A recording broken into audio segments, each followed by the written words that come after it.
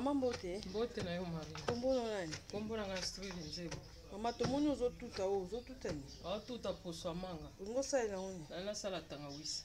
Tangawisi ngo sala ndenge. Tangawisi na sala kana bandela liboso na zi poso manga na sukoli yango ekomi propre.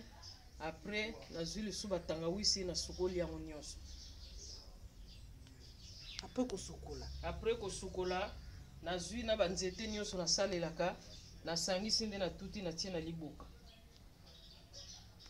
Après banzeta on a salelaka na zwaka liboso poso manga na tuti na zwi tangawisi na zwi kimbiolongo mpeve kuya ndungu za ntendi na kimbiolongo.